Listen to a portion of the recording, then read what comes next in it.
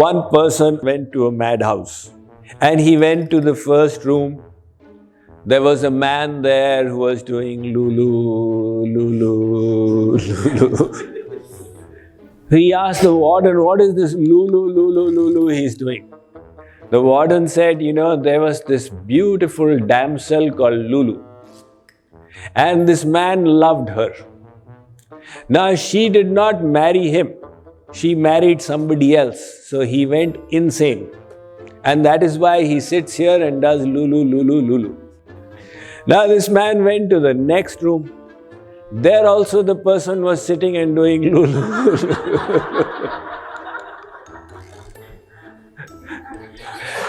He asked the warden, this Lulu, was she very characterless? Did she have many lovers? The warden said, this is the man who married Lulu. He also went mad. So the fact is that there is no happiness in the world, but in this confusion of being the body, we are running after the world. Why is this confusion happening? Because of Māyā. So Kripaluji Maharaj here is explaining why is Māyā got the soul under its grip. The fact is that the soul and God are together. God is everywhere. Ya atmanamantaro yamayati yah prithivvi mantaro yamayati yo jalamantaro yamayati. The Vedas say God is sitting inside the Atma. He is sitting everywhere in the earth. He is everywhere in the water. Yah prithvi tishtati, yah apsu tishtati, yo vayor tishtati, ya akashe tishtati. Again the Ved mantras say, there is no place where God does not exist. So how then has the soul become separate from God? What is the separation? It is said we are separate from God, that is why we are under Māyā. Where is the separation? He is sitting inside you. He is Nitya Nirantar Prapt. What does Nitya Nirantar Prapt mean? Means He is eternally inside us. Nityo Nityanam Chetanas Chetananam. Our soul is Nitya or eternal. Not by its own power. Because the supremely eternal God is sitting inside our soul and granting us immortality. That is why we are eternal. And our soul is sentient. It has got life in it. Because the Mahachetan Bhagavan is sitting inside the soul. So God will not leave us for a moment. If He does go to sleep for a little while, our personality will cease to exist. In other words, our satta will no longer remain. So we exist because God is inside us. Plus, He is everywhere in this world. Eko Devaha Sarva Bhuteshu Gudaha Sarva Vyapi. The Vedas say there is no place where God does not exist. Since He is everywhere in this world, that means wherever we go, God is there. And hence, He is incessantly with us, eternally plus incessantly with us. Then how come this material energy, Māyā, has overpowered us? This is a riddle. Actually, Jeev, Māyā and Brahma, all three are in the same place. You see, inside the Jeev is God and the Jeev is under Māyā. So Jeev, Maya and God are in the same place. The world is made of Maya and God is all pervading in it. That means Maya and God are in the same place. So all these three tattvas are together. What then is separating the Jeev from Bhagavan? What is the cause of this separation? Kripaluji Maharaj, he says, Krishna bahirmukha jeeva kaha. The Jeev has turned its back to God. Now, if God is everywhere, how do you turn your back to God? What it means is the consciousness has been turned away from God. Our consciousness is bereft of God.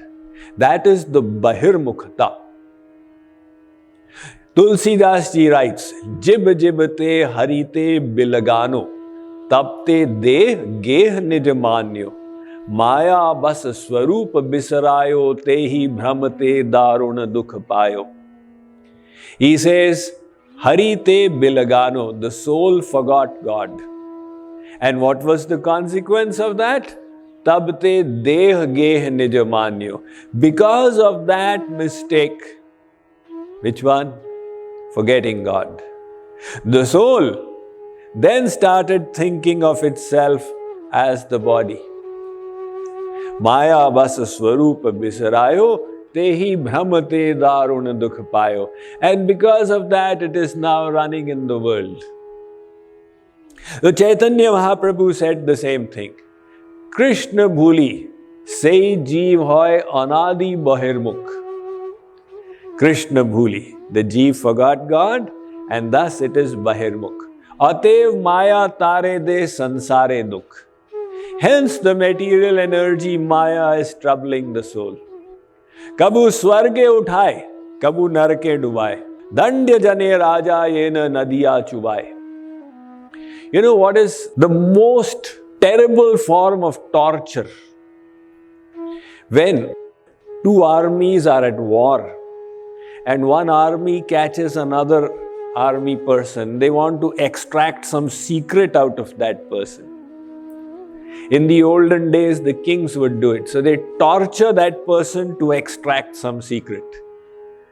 And how would they torture the person? They would dunk that person's head into the water. So when he's gasping almost, my God, I'm going to die, they would release him. And he takes a few breaths, again they put him in. So that breaks the person. They say, all right, I'll tell you, don't do this to me again. So Chaitanya Mahaprabhu says the material energy Maya is doing the same thing to the soul. The soul gets a little bit of happiness. I am Dulha Raja today, I'm so happy. I'm going on a white horse and drums are playing for me. But how long does it last? 4 din ki chandni. After that, the harsh reality, you have to work from morning to night to feed all the chunnu munnu, etc. and listen to the galis, the abuses of the boss. So, the soul is dunked in. Oh my God, so terrible, so miserable. All right, go for 3 days to Las Vegas, enjoy yourself. Then again you are dunked. Now wait for the next long weekend and go to Tampa, Florida. And that is what is going on. So Kripaluji Maharaj is expressing that same siddhant, that the soul is vimukh, with its back to God, and hence the material energy Maya has overcome it. And what did Maya do? Tate bhulyo apu kaha, banyo vishaya rasameen. Now the soul has forgotten itself. Somebody who doesn't know himself or herself would be called a mad person, right? So we also have forgotten ourselves. Being the eternal soul, we are thinking of ourselves to be the body. I am Ramesh Srivastav, I am Gujarati, Marwadi, Sindhi, Punjabi, Bengali. We are thinking of ourselves to be the body. That is the sign of madness. You know, there is this joke we used to hear as children, that Nehru went to a madhouse. And amongst all those inmates there of this mentally challenged asylum, one was a little all right. So he was guiding Nehru around. And they went to the first room. Nehru asked, "Who are you?" That person said, "I am Mahatma Gandhi." Went to the second, "Who are you?" He said, "I am Subhash Chandra Bose." So in the meantime, this mad person who was a little all right, he asked Nehru, "Who are you?" He said, "I am Nehru."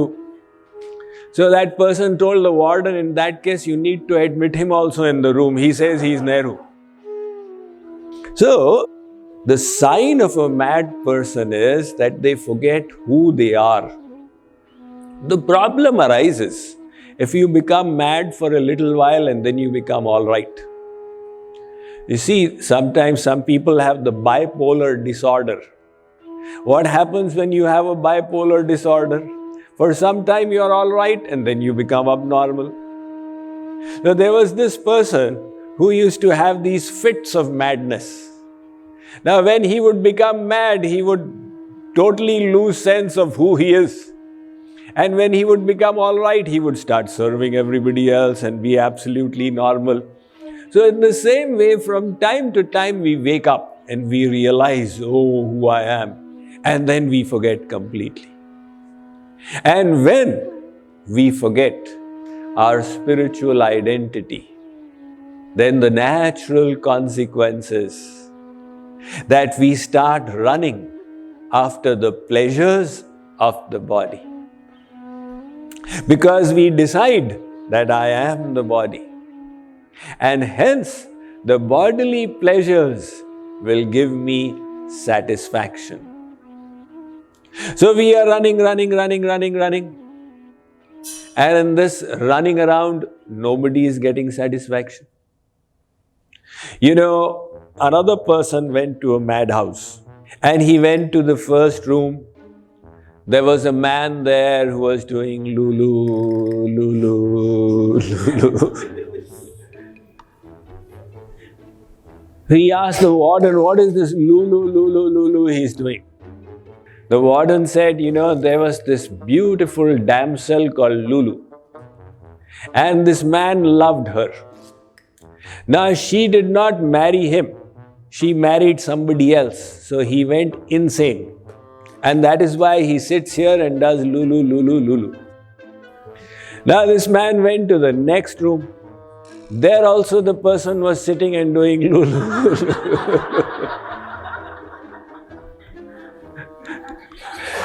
He asked the warden, "What this Lulu, was she very characterless? Did she have many lovers?" The warden said, "This is the man who married Lulu."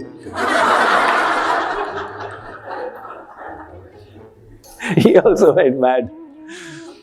So the fact is that there is no happiness in the world, but in this confusion of being the body, we are running after the world. Now, our running after the world is like trying to listen to the lecture through the eyes. Why did you not come for my lecture? Swamiji, I was experimenting to listen to the television with my eyes. How can you listen with the eyes? The eyes grasp form and the ears grasp words.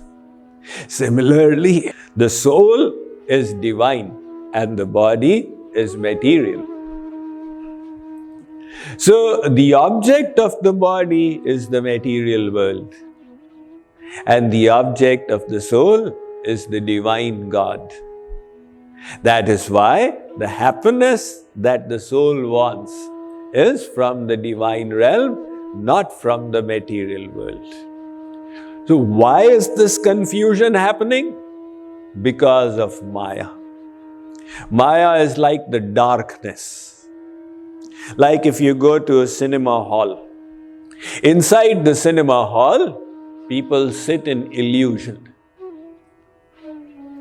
People ask me, Swamiji, do you see movies? I say, I prefer not to see movies and read novels because we are already in Māyā. Why increase the Māyā further? But everybody has their own interests. So sitting in the movie hall, people fall into illusion. What is going on the screen? You have the light of different colors falling.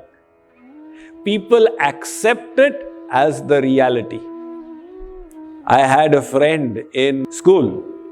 So he was a fan of Devanand.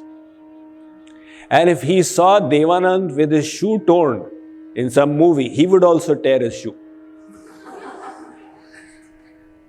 In the olden days, when the movies first came, the people were so simple, they would accept them as the reality. And then that is why in a tragedy scene, half the hall used to be crying. Now it was only the light falling, but people accepted it as the reality. And the moment the main switch came on and there were lights in the hall, everybody's illusion was dispelled. Oh, where are my slippers? I hope my keys have not fallen. Let me be the first one into the scooter stand. After that, there'll be a lot of traffic. So the reason for the illusion was the darkness of the cinema hall. Similarly, the reason for all this confusion is the darkness that has enveloped the soul. And that darkness is of the nature of Māyā. Aditya Varnan Tamasa Parastat. Why is Māyā overcome us? Because we have turned our backs towards the light. Krishna Surya Sama.